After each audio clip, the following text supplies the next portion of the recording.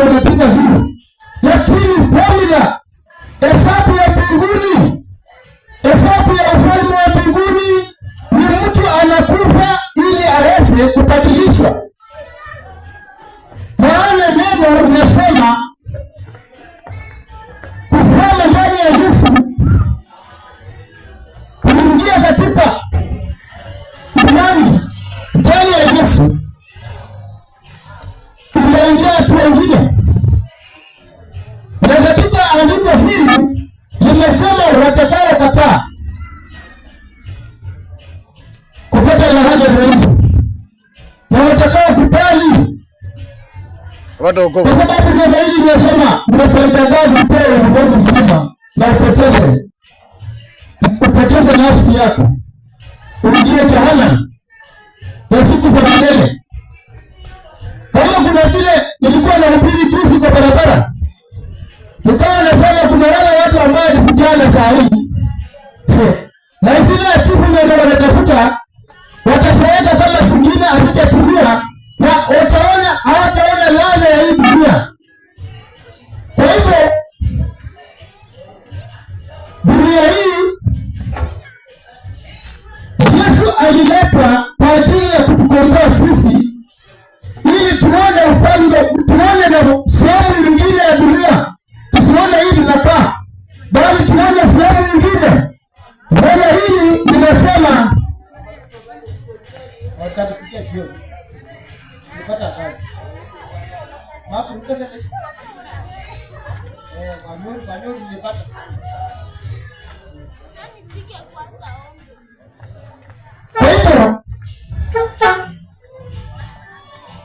tunasema neno hili limesema, akawaita wale biashara, akawapa uwezo na mamlaka juu ya pepo wote kuponya maradhi, akawatuma wautangaze ufalme wa Mungu na kupoza wagonjwa. Kwa hivyo kuhubiri injili hapa barabarani imefaida, kwa sababu watakao kubali neno hili ambalo lina nguvu katika Yesu, lina Bwana oda ya kwamba watakao kubali waponye maradhi. Ukiona hao watu wanatembea barabarani, hawa wengi wao ni wagonjwa. Unajua saa hii tunakulaga chakula inachofuta sana, na inachofuta lazima ukuwe umenasa mahali, kama si tumbo ni mahali wengine kufuna mkuu na kufanya. Kwa hivyo Yesu alijua watu wanagojeka na maandiko, kwa sababu Yesu alisema mtakapoingia mahali mwaponye magonjwa, kwa sababu saa hii hakuna nyumba haina magonjwa. Nyumba iko na watu zaidi ya 3 4, lazima kuwa na 2 3 wagonjwa. Na Yesu kwa sababu alijua kwa kumwamini na kumkubali, watu wanakombolewa, laana zinaisha na watu wanapona. Kwa hivyo akasema, na watuma biashara waende watangaza ufalme. Kwa hivyo ruhusa yetu kuwa hapa leo ni kutangaza. Siku ya leo tukiwa katika barabara ya Kilaro, tumekuja na lugha moja ya kuhubiri ya kwamba Yesu, ufalme wa mbinguni umekaribia. Hata sasa hivi tunaonyesha magonjwa ya mengi kuliko vitu vingine. Kwa hivyo Yesu ndio formula ya maisha ya mwanadamu. Yesu inampasa kila mmoja amkimbilie, kwa sababu hapo uzima, hapo ndipo uzima, hapo ndipo uzima. Kwa Yesu peke yake ndipo mahali ulipo uzima. Na ukitafuta uzima kwingineko utaathirika. Maana neno hili linasema, hubirini, tangazeni injili katika vijiji. Hii ni kijiji ambalo limeandikwa katika kitabu cha Luka 9. Hii ni kijiji ndani ya vijiji. Kwa hivyo neno linaruhusiwa ndani ya vijiji na watu waokolewe. waokolewe na wakombolewe. Na wazee, vijana na wamama wanastahili kurudi katika ufalme wa mbinguni, na wastahili kumjua Yesu na kuokolewa. Hata na hakuna njia nyingine isipokuwa ni njia vile ya Yesu,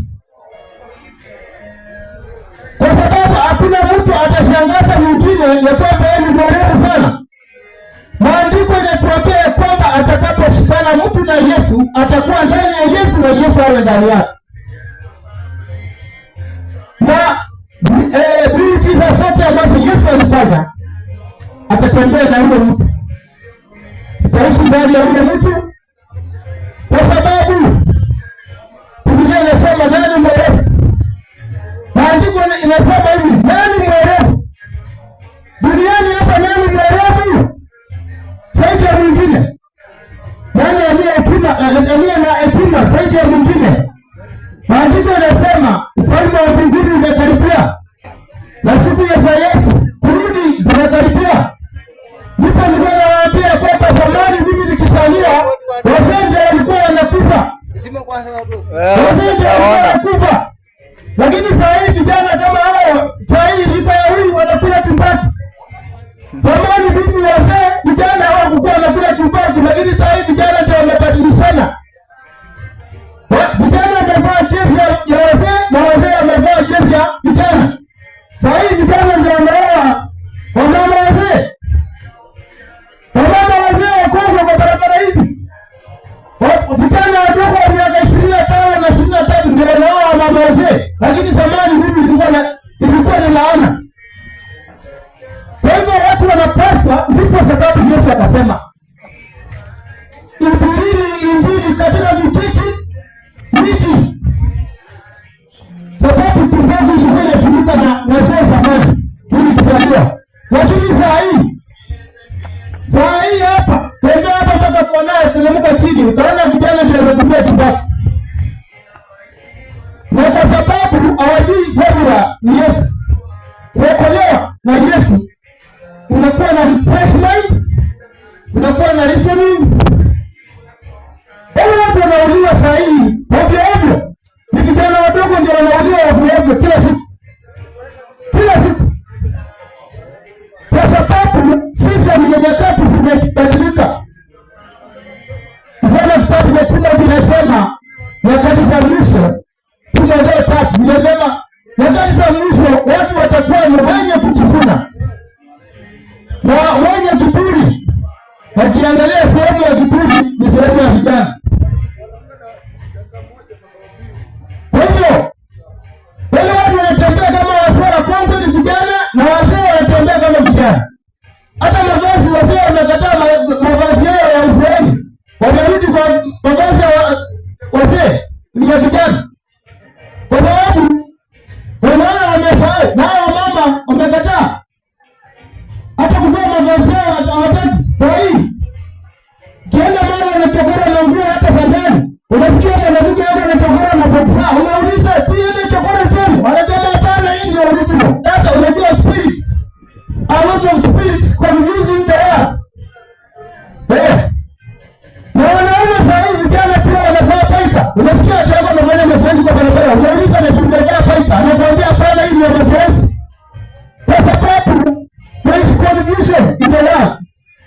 Sababu shetani amekoroga watu wengi, wanaenda reverse, wanaenda opposite. Nasikia?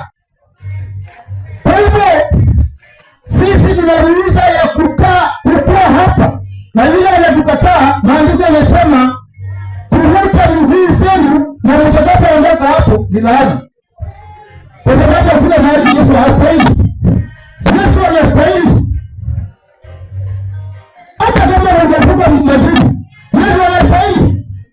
Hata kama umevuka zile mapanya zingine mnanunua mahali mmoja, Yesu anaona zote, anaangalia mpaka